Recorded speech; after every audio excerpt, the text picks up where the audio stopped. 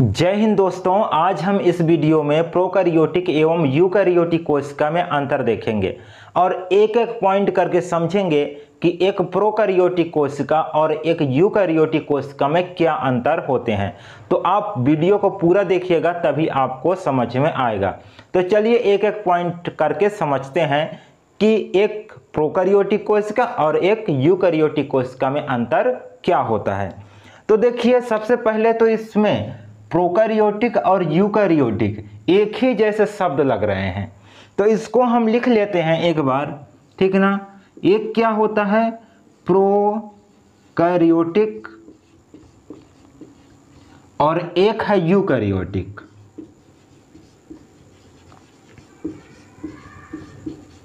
ठीक है, अब देखेंगे इसमें दोनों में कुछ समानताएं हैं। समानता क्या है तो हम इसको अलग करके देखते हैं तो क्या होते हैं, इसमें भी कैरियोटिक है और इसमें भी कैरियोटिक है। कैसे, देखिए U प्लस क्या हो गया कैरियोटिक। ठीक है, दोनों में कैरियोटिक है, इसमें भी एक कैरियोटिक है और इसमें भी कैरियोटिक है। इसका मतलब क्या होगा कि कुछ ना कुछ तो इसमें समानताएं हैं। ठीक है, तो कौन कौन सा है तो कैरियोटिक और कैरियोटिक। तो ये जो कैरियोटिक शब्द है ये लैटिन भाषा का शब्द है। एक एक पॉइंट करके बड़े ही डिटेल्स से समझिएगा, समझ में जरूर आएगा और नोट भी करते जाइएगा तो ही समझ में आएगा। देखिए, ये कैरियोटिक और ये भी कैरियोटिक, ये दोनों लैटिन भाषा का शब्द है जिसका अर्थ एक साथ क्या हो जाता है, नाभिक। क्या होता है, नाभिक। ठीक है, कैरियोटिक का मतलब क्या होता है, नाभिक, जिसको हम कहते हैं न्यूक्लियस। न्यूक्लियस, ठीक है।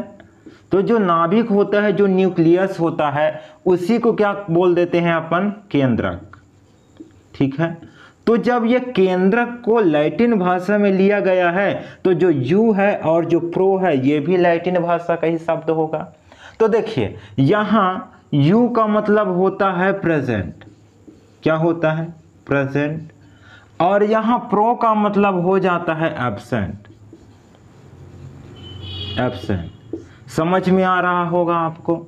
तो इसका मतलब क्या हुआ कि ऐसी कोशिका जिसमें केंद्रक एब्सेंट होते हैं, ठीक है, ऐसी कोशिका जिसमें केंद्रक एब्सेंट होते हैं उसको प्रोकैरियोटिक बोलते हैं, और ऐसी कोशिका जिसमें केंद्रक प्रेजेंट होते हैं, उपस्थित होते हैं, उसको यूकैरियोटिक बोलते हैं। पहला अंतर समझ में आया, जिसमें केंद्रक उपस्थित वो प्रोकैरियोटिक, जिसमें केंद्रक अनुपस्थित वो प्रोकैरियोटिक, और जिसमें केंद्रक उपस्थित वो यूकैरियोटिक। तो ये पहला अंतर आपको समझ में आया होगा। ये पहला अंतर हो गया।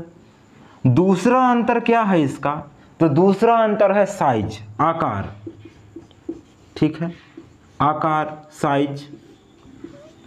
साइज, तो साइज कैसे, जो प्रोकैरियोटिक कोशिका है उसका साइज होता है 0.1 से 10 माइक्रोन। ठीक है, साइज क्या है, 0.1 से 10 माइक्रोन। ये माइक्रोन क्या है, माइक्रोन देखिए जो सूक्ष्म चीजें हैं जो हमें दिखाई नहीं देता, तो उसका यूनिट है माइक्रोन, इससे मापते हैं। ठीक है, तो 0.1 से 10 माइक्रोन इसकी साइज होता है, मतलब ये अत्यंत छोटे होते हैं।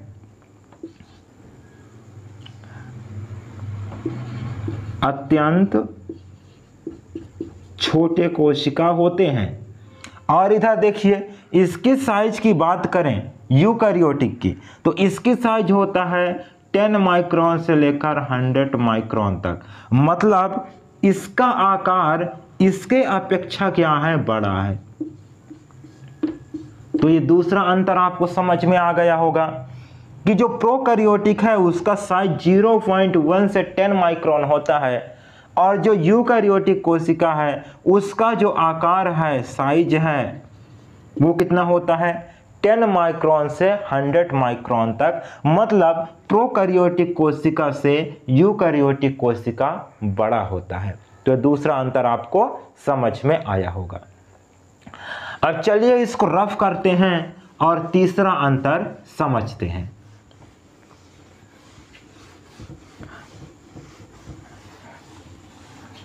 तो देखिए जो तीसरा अंतर है, तीसरा अंतर है कोशिकांग को लेकर। किसको? कोशिकांग। कोशिकांग आप जानते होंगे, कोशिकांग क्या होते हैं? जो कोशिका के अंदर जो भी पार्टिकल्स होते हैं जीव द्रव्य में, उसको कोशिकांग कहते हैं। उदाहरण के लिए जैसे माइटोकॉन्ड्रिया, माइटोकॉन्ड्रिया,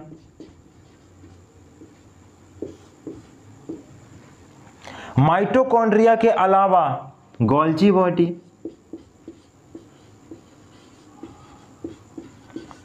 या इसी को गोल्जी काय कहते हैं। तो एक तो माइटोकॉन्ड्रिया होगा, एक गोल्जी बॉडी हो गया, और एक हो गया अंतः प्रद्रवी जालिका। ठीक है, ये प्रमुख अंग हैं जो प्रोकैरियोटिक में क्या होते हैं? अनुपस्थित। ठीक है, प्रोकैरियोटिक में क्या होंगे? अनुपस्थित होंगे। माइटोकॉन्ड्रिया, गोल्जी बॉडी, अंतःप्रद्रवी जालिका। ठीक ना? अंतःप्रद्रवी जालिका को एंडोप्लाज्मिक रेटिकुलम भी बोलते हैं, ईआर भी बोलते हैं। तो ये अनुपस्थित होते हैं, ये होता ही नहीं प्रोकैरियोटिक कोशिका में। और यदि हम यूकैरियोटिक की बात करें तो ये तीनों अंग क्या होते हैं? उपस्थित होते हैं। तीनों अंग क्या होंगे? उपस्थित।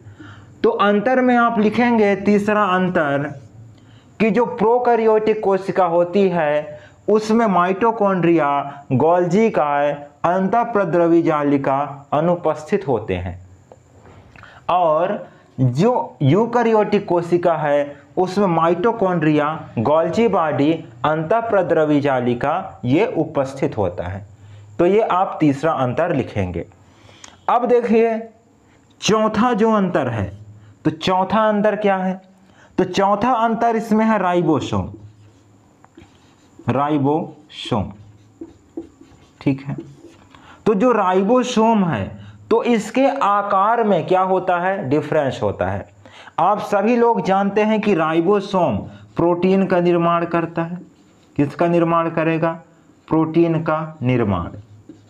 ठीक है, प्रोटीन का निर्माण करेगा, और इसका जो आकार और साइज है प्रोकैरियोटिक कोशिका में वो है 70S प्रकार का। ठीक है, अब 70S प्रकार का जो है इसको दो भागों में फिर डिवाइड किया गया है सब यूनिट में। ठीक ना? सब यूनिट में कैसे? एक तो है 50S और एक क्या है? 30S। ठीक ना? अब यहाँ 70S को आप इस प्रकार से डिवाइड मत कीजिएगा कि एक 40S है और एक 30S है तो 70 हो गया। यहाँ ये सब यूनिट है, इन सब यूनिट से मिलकर बने होते हैं 70S प्रकार के राइबोसोम। S का मतलब क्या है? S का मतलब है स्वेद वर्ग इकाई। ठीक है, S का मतलब यहां क्या है? स्वेद वर्ग इकाई या सेडिमेंटेशन कोफिशिएंट, हिंदी में बोलते हैं अवसादन गुणांक। ठीक है, तो ये चौथा अंतर हो गया। ठीक ना? किसका? प्रोकैरियोटिक। और यूकैरियोटिक में यही राइबोसोम, राइबोसोम, यही राइबोसोम क्या होता है? 80S प्रकार का। ठीक ना? सॉरी, 80S प्रकार का। और ये 80S प्रकार के भी दो सब यूनिट होते हैं। वो कौन कौन से सब यूनिट है? तो एक है 60S और एक है 40S। ठीक ना? तो ये सब यूनिट है जो किसमें होता है? यूकैरियोटिक में। तो आप क्या लिखेंगे अंतर में? कि जो प्रोकैरियोटिक कोशिका है उसमें राइबोसोम होता है जो 70S प्रकार का होता है, और जो यूकैरियोटिक है उसमें जो राइबोसोम होता है वो 80S प्रकार का होता है। ठीक है। और इसमें जो राइबोसोम है, यूकैरियोटिक में जो राइबोसोम है वो बहुत ज़्यादा क्या होगा, अंतःप्रद्रवी जालिका, ठीक है, इसी से चिपका होगा। बहुत ज़्यादा जो राइबोसोम है यूकैरियोटिक कोशिका में वो अंतःप्रद्रवी जालिका से चिपके होंगे, लेकिन इसमें क्या होंगे, स्वतंत्र होंगे। प्रोकैरियोटिक में क्या होंगे, स्वतंत्र होंगे। तो ये 4 अंतर आपको समझ में आया होगा। चलिए इसको रफ करते हैं और अगला जो अंतर है उसको समझते हैं। चलिए देखिए अगला जो अंतर है, अगला अंतर है क्या है, आनुवांशिक पदार्थ। क्या है, आनुवांशिक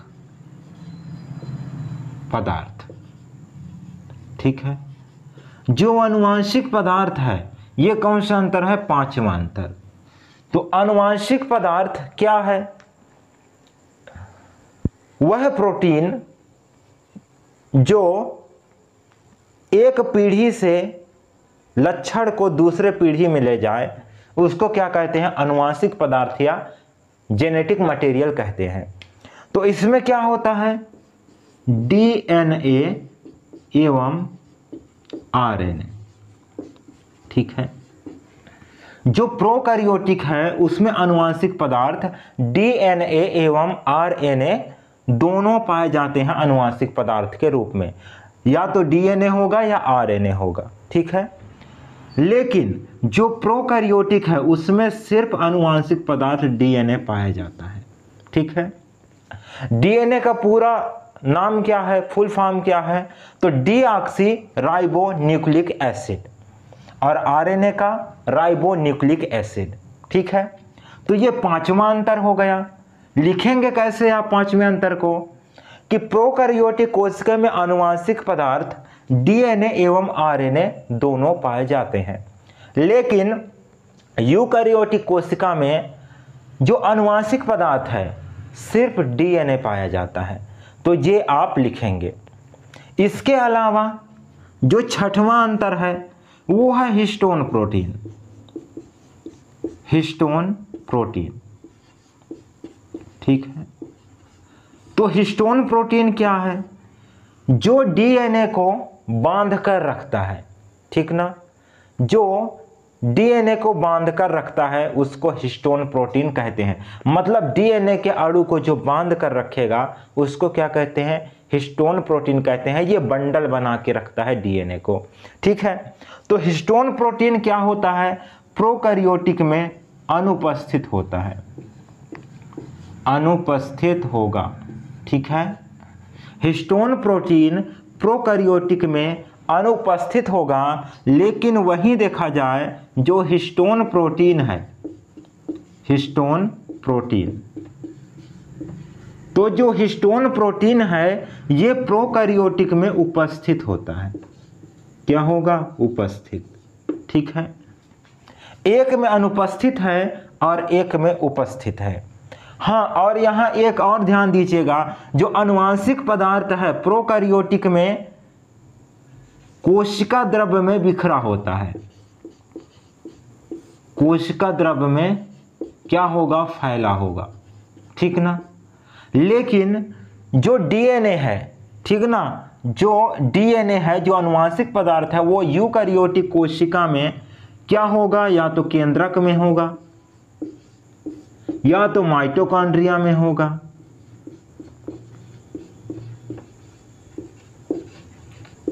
या फिर हरित लवक में होगा, ठीक है। तो इनमें पाया जाएगा डीएनए, लेकिन इसमें पूरा कोशिका द्रव्य में फैला होगा, ठीक है। इतना आपको समझ में आया होगा। अब अगला जो अंतर देखते हैं 7वें नंबर का, तो क्या है कि इसमें जनन, ठीक ना। तो जनन इसमें कैसे होते हैं, अलैंगिक जनन, अलैंगिक जनन हमेशा होगा, ठीक ना। हमेशा जो प्रोकैरियोटिक कोशिका है उसमें अलैंगिक जनन होगा। कहने का मतलब इसमें क्या है कि जो युग्मक है, युग्मक, तो युग्मक का निर्माण नहीं होता है। मतलब प्रोकैरियोटिक कोशिका है उसमें युग्मक का निर्माण नहीं होता है, गैमेट्स का निर्माण नहीं होता है। लेकिन इसमें जो जनन है, ठीक ना, वो कैसा होगा, लैंगिक, लैंगिक जनन, ठीक ना, लैंगिक जनन होगा। मतलब इसमें जो युग्मक है, युग्मक का निर्माण होता है, ठीक ना, इसमें युग्मक का निर्माण नहीं होता, ठीक है। तो लिखेंगे कैसे इसके अंतर को, लिखेंगे कि प्रोकैरियोटिक कोशिका में युग्मक का निर्माण नहीं होता और जो यूकैरियोटिक कोशिका है उसमें युग्मक का निर्माण होता है, ठीक है। इसके अलावा आठवां जो अंतर है, आठवां अंतर यह है कि इसमें हरित लवक, हरित लवक अनुपस्थित होता है, अनुपस्थित, ठीक है। जो प्रोकैरियोटिक कोशिका है उसमें हरित लवक अनुपस्थित होता है। लेकिन एक अपवाद है जिसमें हरित लवक पाया जाता है, वो कौन सा है, तो नील हरित शैवाल, नील हरित शैवाल, जो नील हरित शैवाल होता है, ब्लू ग्रीन एल्गी, इसमें हरित लवक पाया जाता है, ठीक है। लेकिन इधर देखा जाए 8वें नंबर पे यूकैरियोटिक कोशिका में, तो सभी पौधों की कोशिकाओं में पाया जाता है, सभी पौधों की कोशिकाओं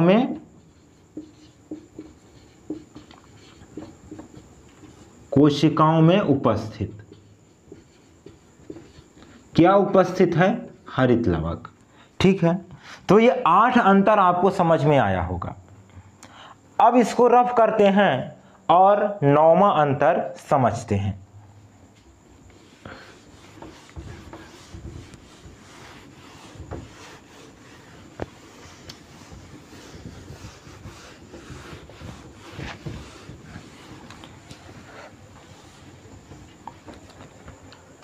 चलिए देखते हैं 9वां अंतर। तो 9वां अंतर क्या है, तो 9वां अंतर है कोशिका विभाजन, कोशिका विभाजन। तो कोशिका विभाजन में क्या है, तो कोशिका विभाजन प्रोकैरियोटिक में बहुत ही सरल तरीके से होता है, जिसको कहते हैं असूत्री विभाजन, असूत्री विभाजन, ठीक है। असूत्री विभाजन कहने का मतलब एक कोशिका है और एक कोशिका बड़े ही सरल तरीके से विभाजित हो जाता है और 2 कोशिका बन जाता है, ठीक है। बहुत ही सरल होता है, इसमें कोशिका विभाजन, असूत्री विभाजन होता है। और वहीं देखा जाए यूकैरियोटिक कोशिका में, तो इसमें थोड़ा जटिल कोशिका विभाजन होता है, जिसके कई फेज होते हैं, जैसे समसूत्री विभाजन, समसूत्री विभाजन, इसके अलावा अर्धसूत्री विभाजन,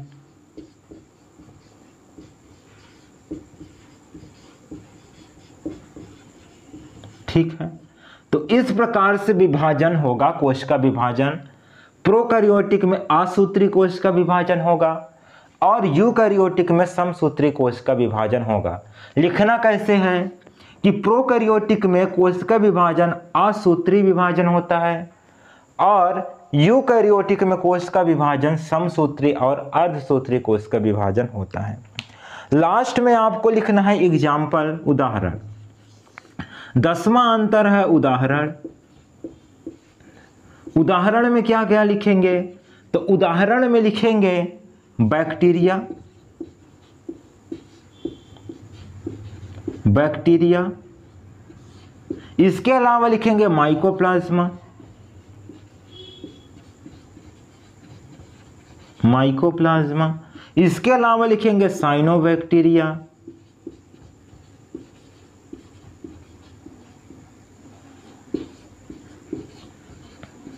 ठीक है।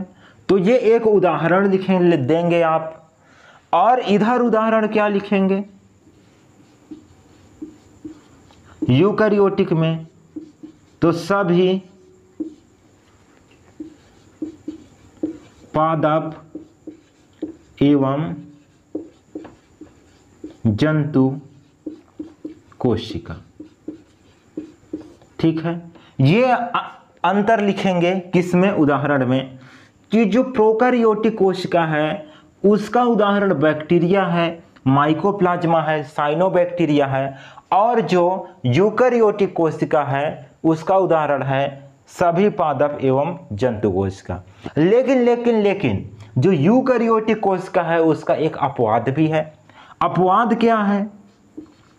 अपवाद तो यूकैरियोटिक कोशिका में जैसे आरबीसी है, आरबीसी, तो आरबीसी ऐसा अपवाद है जिसमें केंद्रक नहीं पाया जाता। लेकिन क्या है, यूकैरियोटिक कोशिका है, मतलब जंतुओं में पाया जाता है। तो इसको ध्यान रखिएगा कि जंतुओं के कोशिका में जो आरबीसी है या जंतुओं के शरीर में जो आरबीसी है वो एक प्रोकैरियोटिक कोशिका की तरह रहती है, मतलब इसमें जो केंद्रक है नहीं पाया जाता आरबीसी में। तो अपवाद कौन सा है? आरबीसी। तो ये अंतर आपको बहुत ही सरल तरीके से समझ में आया होगा। तो आज के लिए बस इतना ही, आप इसको नोट कर सकते हैं। फिर मिलेंगे किसी नेक्स्ट वीडियो में, तब तक के लिए धन्यवाद। जय हिंद।